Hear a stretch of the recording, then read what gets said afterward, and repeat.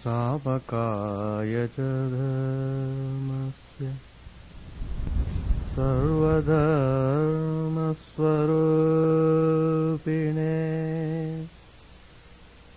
स्थापकाय च धर्मस्य सर्वधर्मस्वरूपिणे अवतारवरिष्ठाय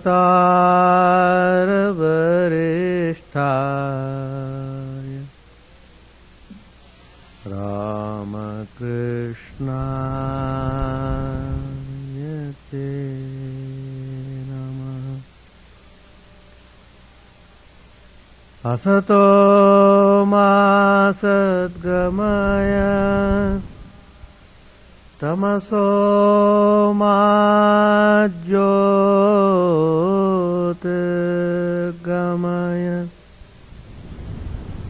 असतो मा सद्गमय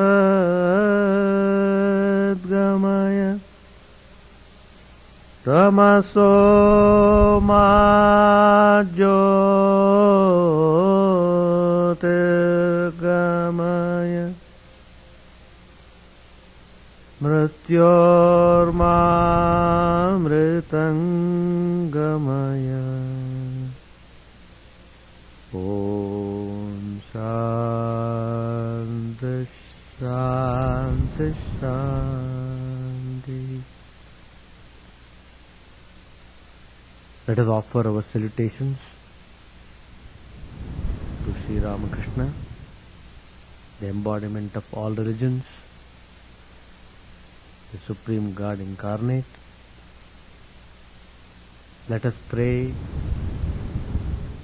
to that Divine Lord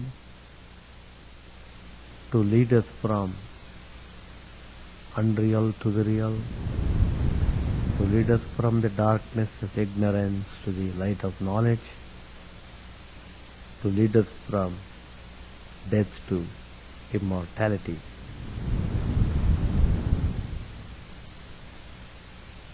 Peace, peace, peace be unto all.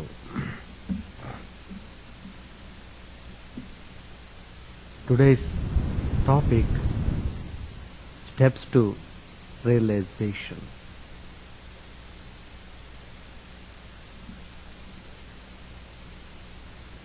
We must have clear idea about our ideal and about the steps and about the practical life.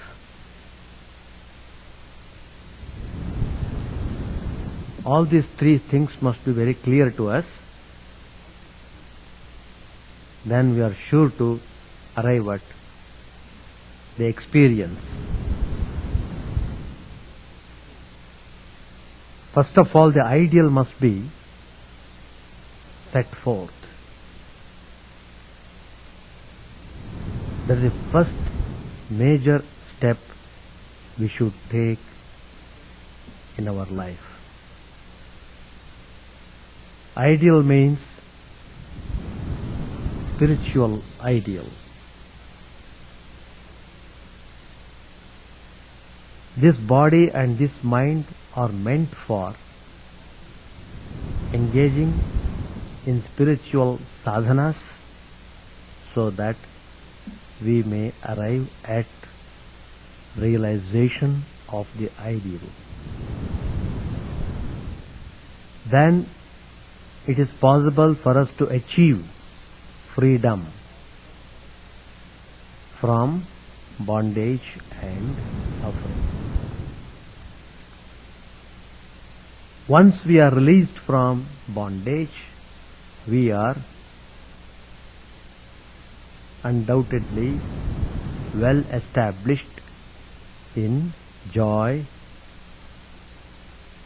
in peace.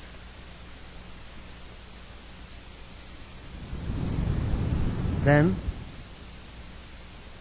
the goal of human life is achieved thereby. We should never lower the ideal. And Sri Ramakrishna has shown through his life that the goal of human life is to realize Paramatman, to realize our true nature, to achieve freedom from birth and death.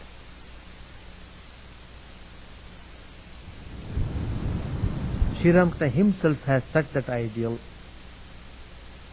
and he underwent austerities,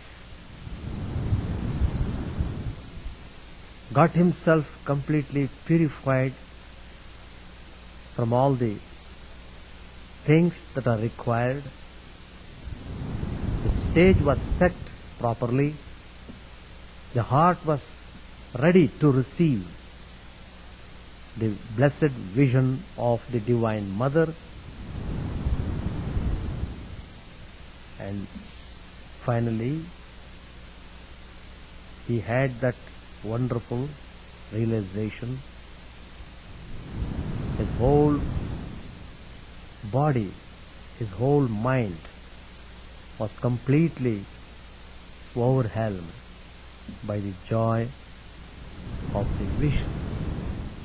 The whole temple premises was full of light, and Sri Ramakrishna lost all outer consciousness. His mind completely rested at the lotus feet of the Divine Mother. So, giving his own example, his own life, Sri Ramakrishna is instructing us in a practical way that we should set the ideal in our life. So, it is immaterial whether we approach God in a personal way or in an impersonal way. What is needed is to aspire for the realization of the self. Atma Darshan. That is the Sanskrit word which is meant for ideal. Atma Darshan must be our goal.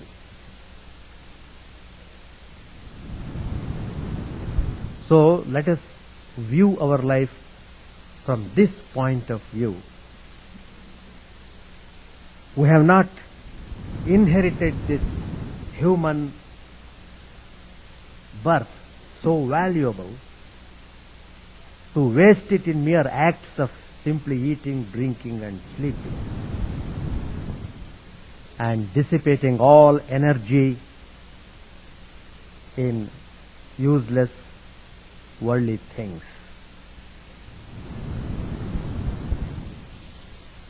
If the things are not giving us joy, then those things are considered to be worthless. We must know the fact that nothing will come with us when we will have to leave the body.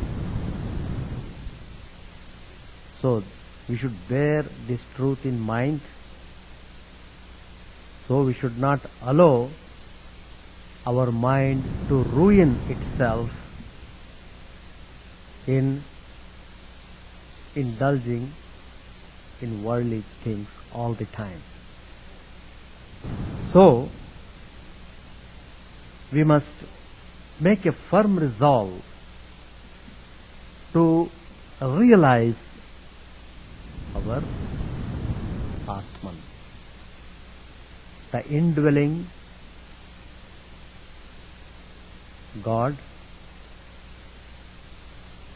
who is lighting all the beings who is lighting the whole creation.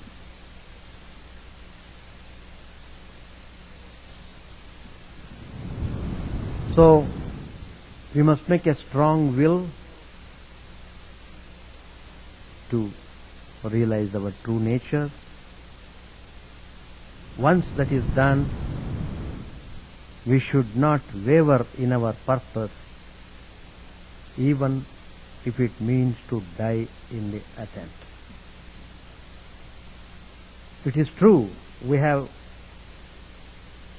lots of duties and responsibilities in the world.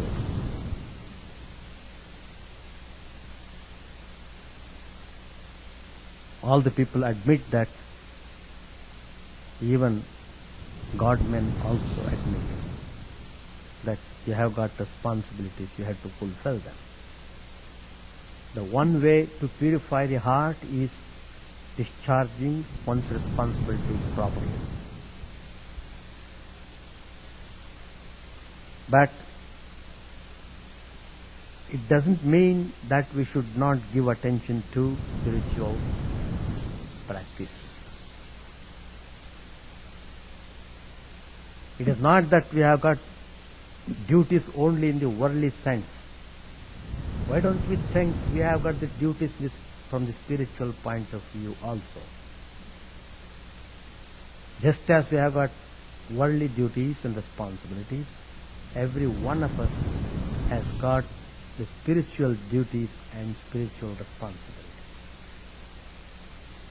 It's only by following through spiritual life we can get rid of suffering. So, let us not forget this truth, and let us not forget that spiritual achievement is highest. We have number of saints and sages who have achieved the highest realization, and they have given their experience to us so that we may follow their footsteps and reach the goal. In fact, their experiences make easy for us to follow the spiritual path without any much difficulty. But willingness must be there. If you don't have interest in spirituality, then nothing will work.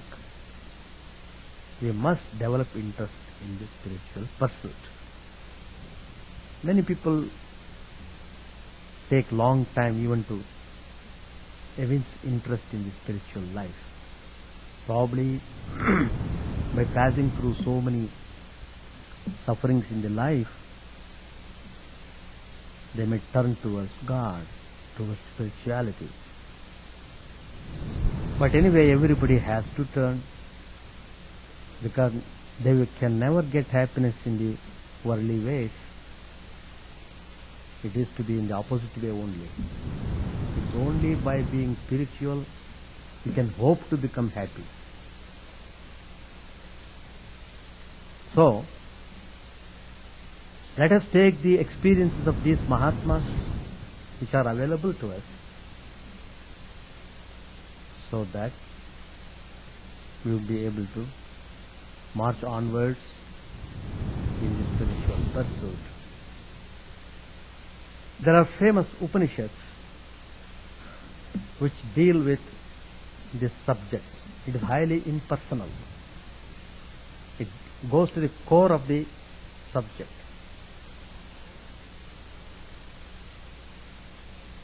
So, it points out the Paramatman is residing in everyone's heart. Nobody need have to run anywhere.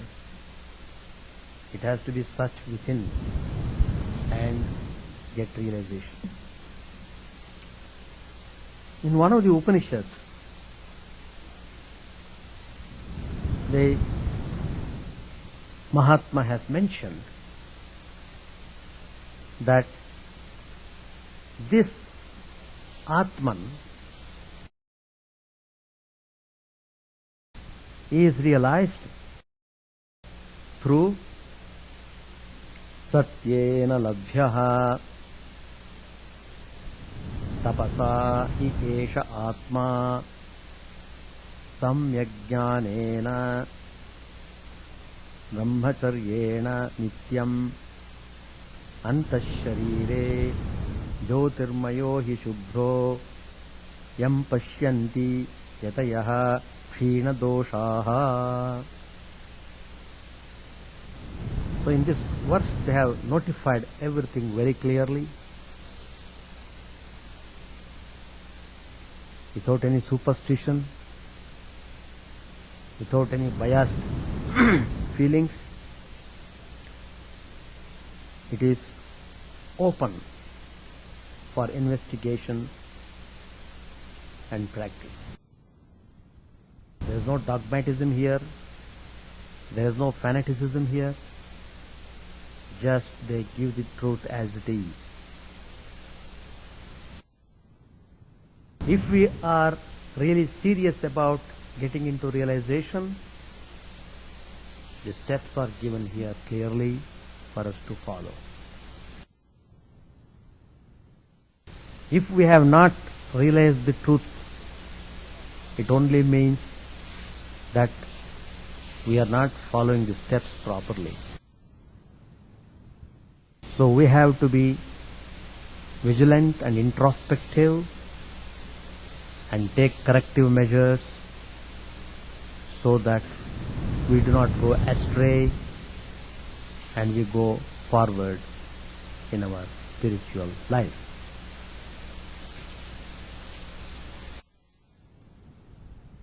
Now the first step that is given here is that satyena labhyaha,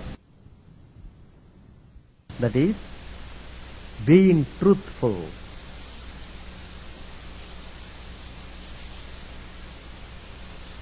We can get this experience to be truthful, kaya, vacha, manasa, in all aspects. There should not be any hypocrisy, any double dealings, talking one way, acting in another way, thinking in another way, doing in another way. No. So that is the first step, being truthful. Secondly, tapasa, by undertaking austerities, means spiritual practice. Definite practice. I must do these things every day. So these steps are in a way duties and responsibilities which we should perform in this life. Just as you have got benefit by doing worldly duties and worldly responsibilities, so also by doing spiritual duties and spiritual responsibilities, you will have the wonderful benefit of peace and joy. Then the third one is samyak jnanena, clear understanding. That is developing wisdom. Brahmacharya, by practicing chastity, that is maintaining the purity in our mind, in our ways, in our dealings.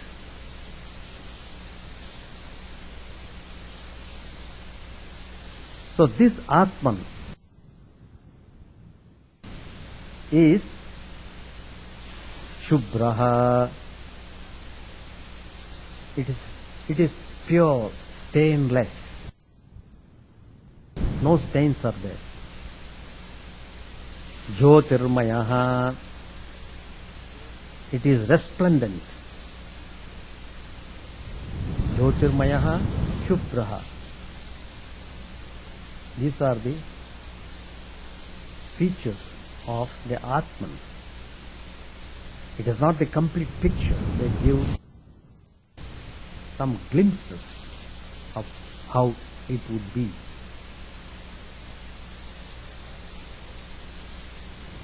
Because it is pure,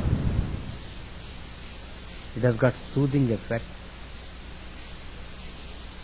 Because it is resplendent, it dispels all darkness. It sustains our spiritual aspirations and it gives us permanent joy.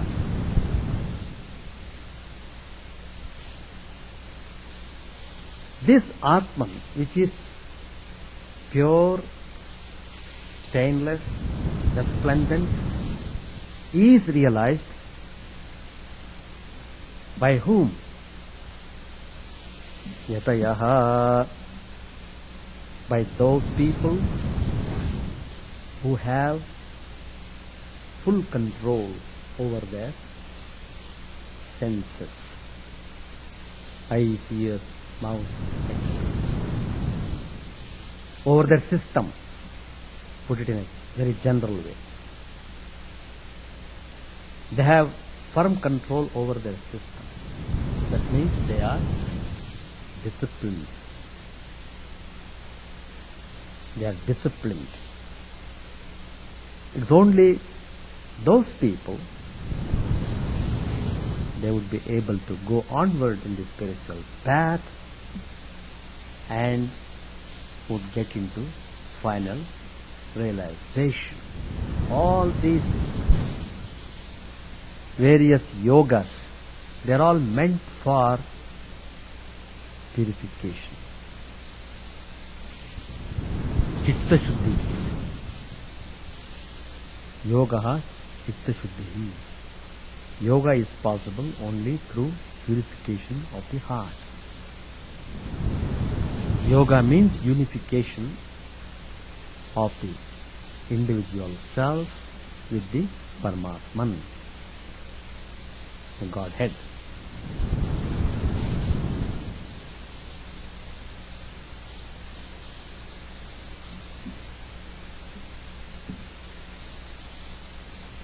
The first step which I mentioned, Satyena Labhyaha, to be truthful. It is the basic and primary qualification for spiritual life. You can't be spiritual unless you are truthful. Because God is the soul of truth. Satyam, Jnanam, Anantam, Brahma. Brahma means God. So if you are truthful, straight you go directly into the abode of God.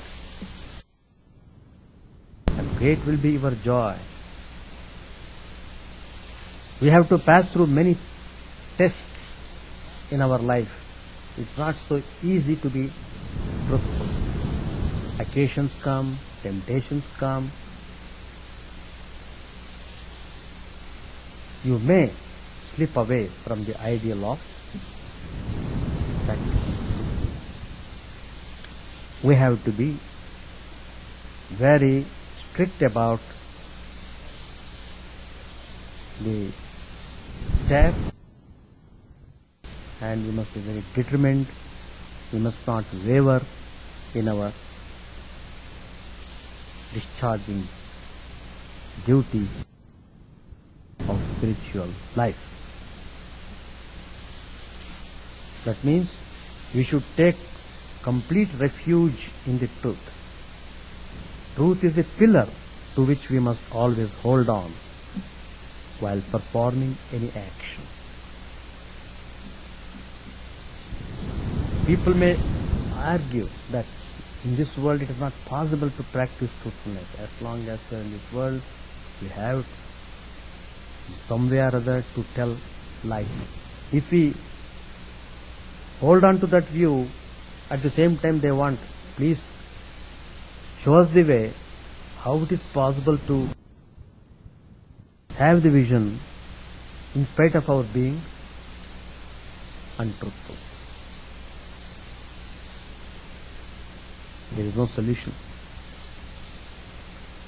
The only solution is, whatever may be the difficulty, you have to practice truthfully.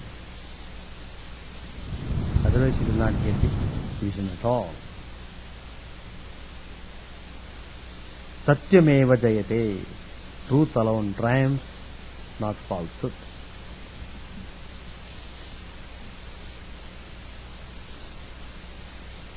In fact, there is an instance how the spiritual beings are very conscious about their spiritual duties and responsibilities. To give an example, Sri Ramakrishna's father, Sudiram, was very pious, devoted, simple, austere, contented person. Every day he would practice devotional practices in the home, and he was loved by everyone in the village. All the people respected him because he was practicing spirituality. He was truthful, humble, simple, austere. So, whenever he would walk in the street, all the villagers, they would get up to show respect to him. Such a noble person he was.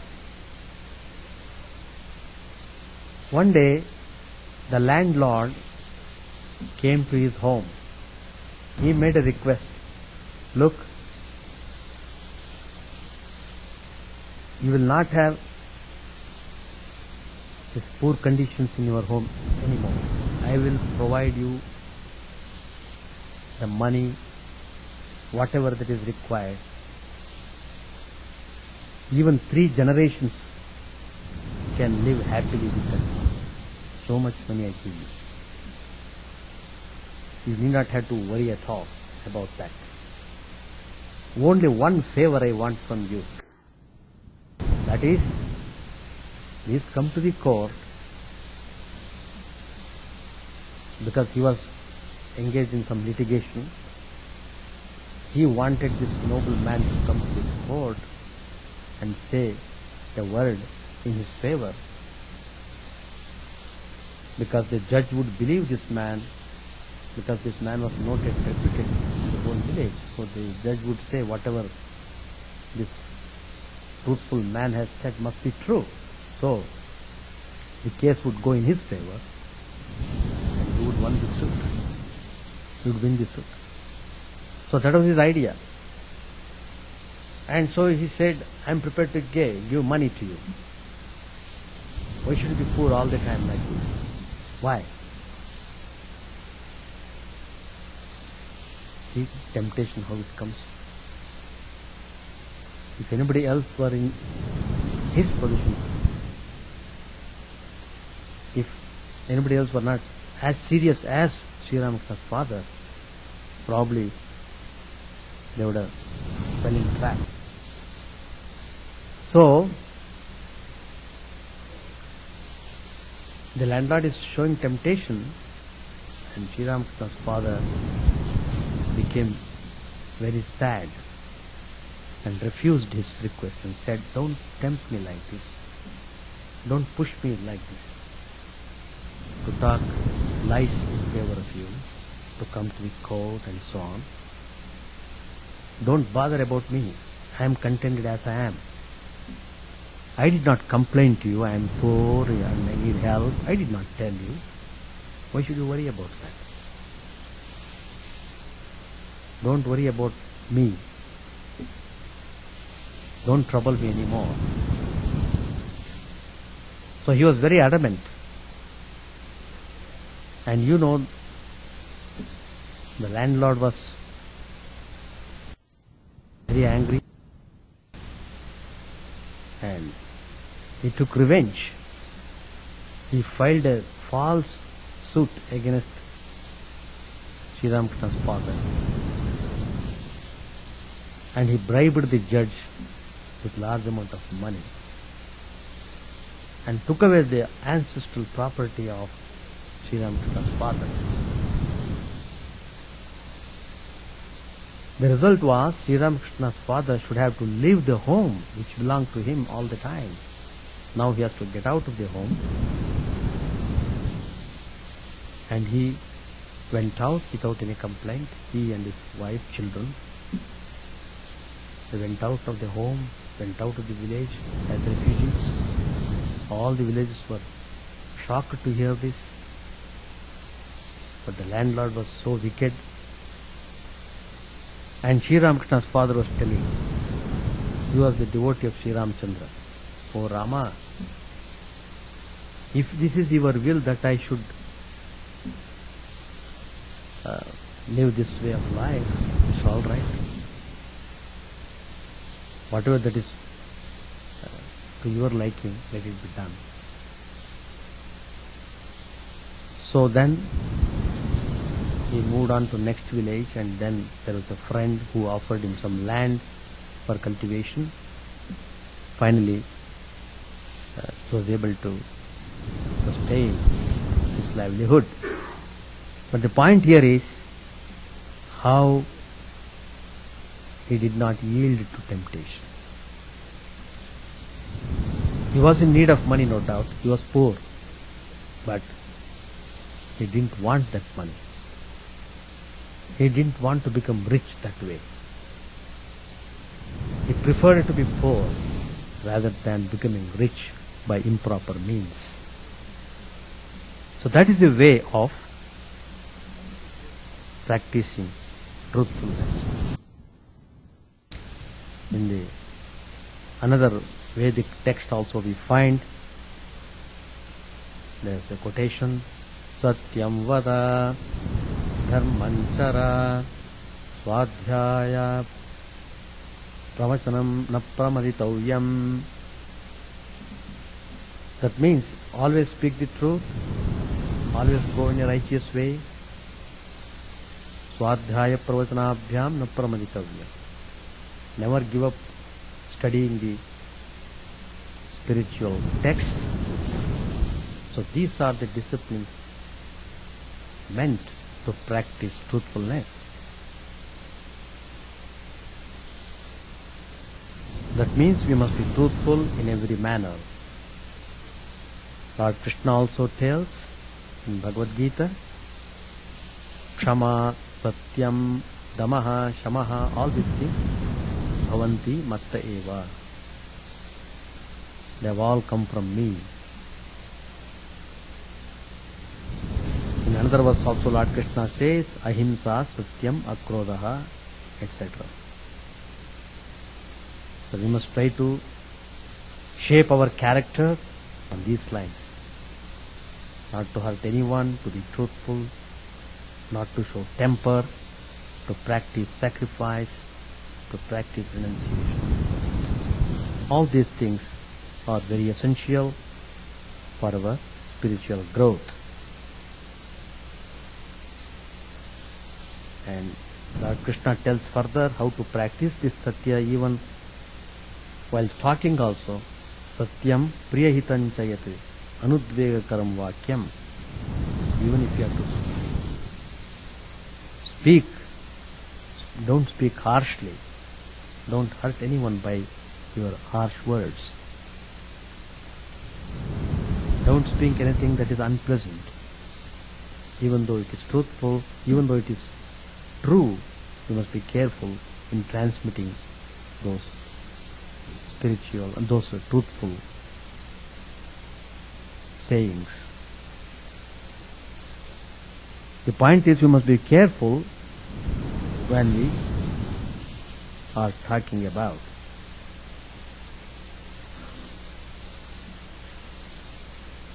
The next step, what is mentioned earlier, is tapasa, that is austerity. The first one is truthfulness, to be always conscious about what we are talking, how do we behave, and secondly, austerity. That is, the blossoming of the spiritual life is possible only if we know how to take steps to deal with the proneness to indulgence, the slavery to the senses, the tendency to skip on the surface rather than dive deep. All these things are necessary. That means austerity means discipline. We should have to follow morality and ethical strictness, which act like a springboard to rise to higher levels of soul striving.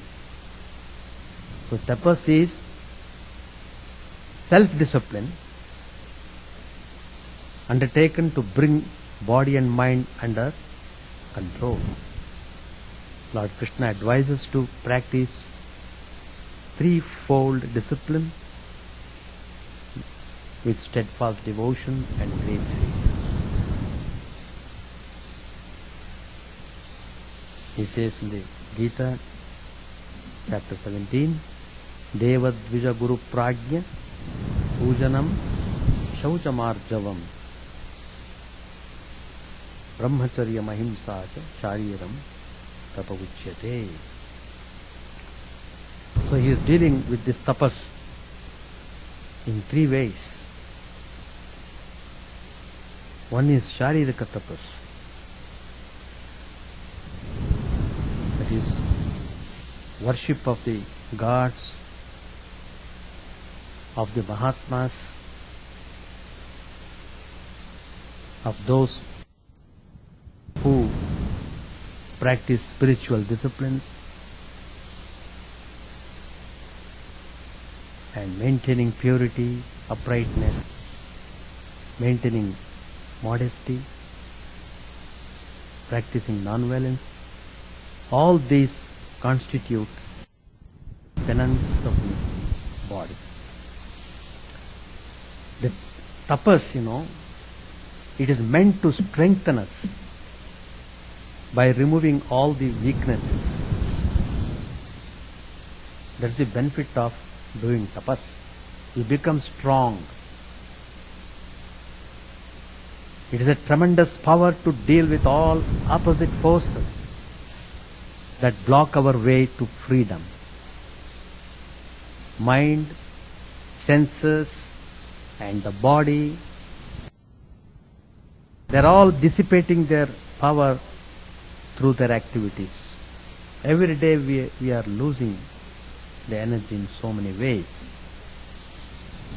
Tapas makes up the deficiency. One who does tapas develops enduring power. It not only endures the difficulties, but puts an end to all troubles. It is a means for developing powers of the mind and the body, and also to spiritualize them.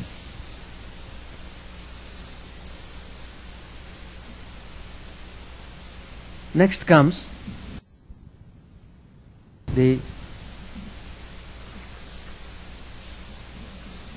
another type of tapas which Sri Krishna prescribes, anudvega karam vakyam satyam priyahitancha yat. Svadhyaya bhajanam chaiva vangmayam tapa uchyate. That is vachaka tapas, he says. That is the utterance of words which gives no offense, which is truthful, pleasant and beneficial, and the regular recitation of the Vedas. All these are said to be austerity of the speech. Austerity of the speech. That is why it is said that the more we take to spiritual practices, the less and less we should talk. We should not waste our energy in talking things.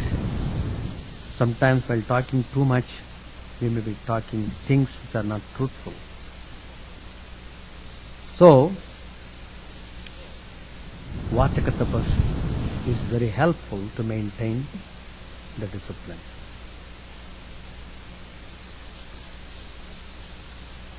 Then comes the third type of tapas which Lord Krishna mentions, the Manasika tapas, austerity of the mind.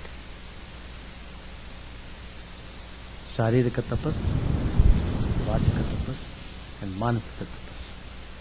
Manasika tapas means Manaprasadaha Saumyatvam, Maunamatra Vinigraha, Bhava Samshuddhrityetat Tapo Manasamuchyate. That is serenity of the mind, gentleness, silence, self-control, and purity of heart. These constitute the austerity of the mind. The meaning is, somehow we should try to maintain the cheerfulness of the mind. To give an example, there is a lake. If it is without ripples, it is calm and serene. So through proper thinking and discrimination, we should keep the mind free from disturbing factors. Holy association also will help to maintain the tranquility of the mind. If for some reason despondency, tensions and the like take possession of the mind, if they occupy the mind, then it is extremely difficult to keep the cheerfulness of the mind. So we should be very careful not to spoil the mind. That's the way how we should practice Manasika tapas.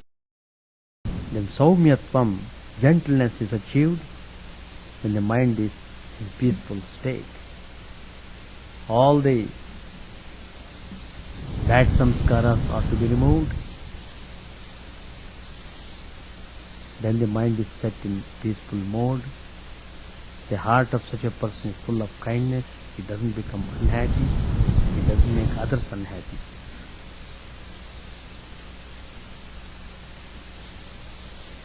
The third aspect of this Manasika tapas is Maunam. Practicing silence also helps us to maintain discipline. The last step,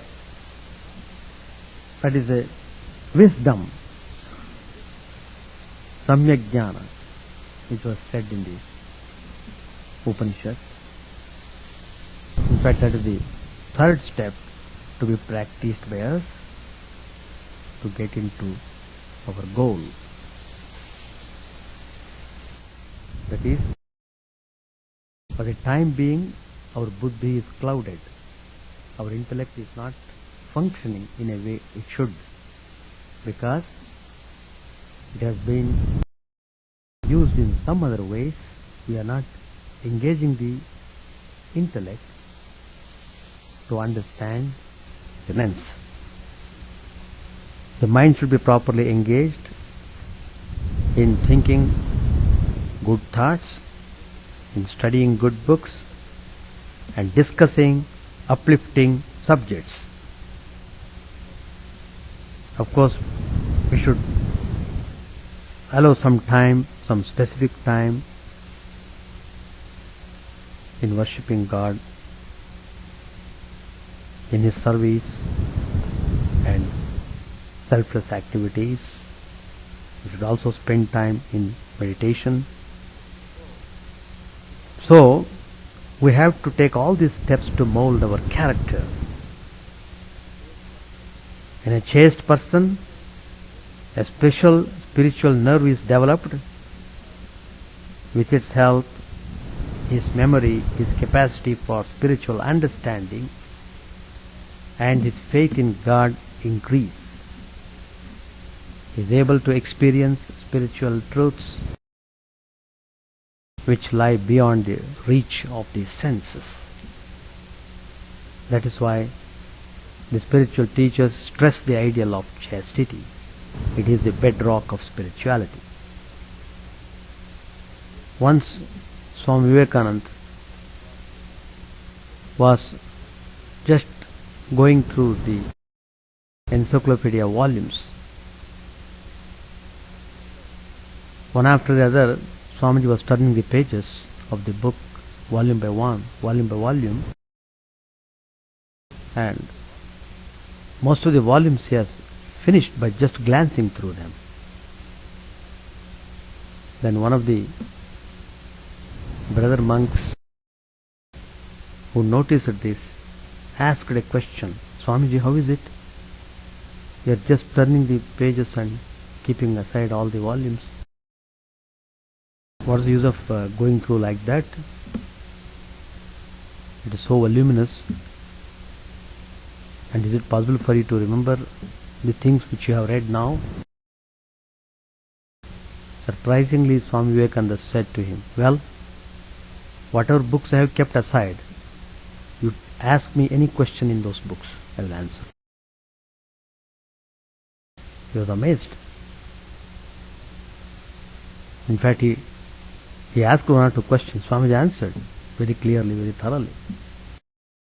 And he was surprised. And how is it, Swamiji? How is it possible for you to grasp so quickly? By simply glance, by look, you have understood everything. Then he says, that is the power of chastity. That is the power of chastity. The man who practices it develops full concentration. Concentration is power. That's why Swami Vivekananda would sit in meditation for long hours, within seconds. He would sit, immediately he would go into samadhi. Because that is the power of chastity. So throughout his life he practiced this. And so his mind remained in a perfect, pure condition. So whatever he would think, immediately he would get it. That is the beauty of the discipline. One way of practicing this discipline is to engage ourselves in selfless activity. That's why Swami Vivekananda prescribed Atmano Mokshartham Jagad Hitaya Cha. For the realization of the self, engage ourselves in spiritual activities, in doing service to the humanity. Do the service with spiritual attitude. Then only it ennobles you. It takes you towards the goal. Spiritual attitude is important. Then only it helps us. Then only it purifies us. Then only it takes us towards the goal. Then it is possible for us to see God. And Sri Ramakrishna, Holy Mother, their life are there in front of us. They lived in the world, but how they maintained their spirituality, that's very important for us to observe. Holy Mother, all the day she would work in the home, just like anybody else. She had all types of problems around her. In spite of those problems, she would never get disturbed. In fact, those problems made her mind to stay on in this world. Otherwise, her mind would have gone high into the spiritual realm.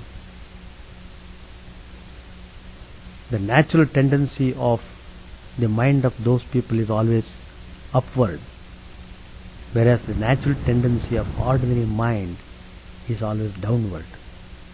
It is very difficult for us to lift the mind. In case of those spiritual beings, it is difficult for them to bring the mind down from the high level. We have seen in Sri Ramakrishna's life, many times he would say, I want to drink water. It's not that he really wanted to take the water, he was feeling thirsty. It's not that. But he wanted to entertain a desire. The desire pulls the mind downwards. That's the point. We are all living by desires. Desires are the root cause. So, in order to bring down his mind from that highest level of samadhi, Sri Ramakrishna would say, I want to drink water. That desire would come in his mind, and somehow, with great force, the mind would come down. So the way is, there should not be any doubt about practicing discipline in our life. Ideal is given, means are prescribed, only we have to move onwards, we have to be practical, and we have to take steps to live the life. That's all. Then everything is possible. It is possible to have the vision of God in this very life, provided we purify the mind, get rid of all bad samskaras of the mind, bad impressions of the mind. And if our mind wholly wants God, God will come to us. Once we have the vision of God, then we will be always in joy, and we will be able to share that joy with everyone. And we see God everywhere. That vision will give us immense peace and immense joy. With these words, I conclude my talk. Thank you. Om Sahana Vavado Sahanau Bhunakto Sahaviryam Karavamahai Tejasvinavadhitamasto ma vidvishavahai. Om Shanti Shanti Shanti. Harihi Om Tat Sat. May the Divine Lord protect us. May He guide us. May He give us strength and right understanding. May love and harmony be with us all. Peace, peace, peace be unto all.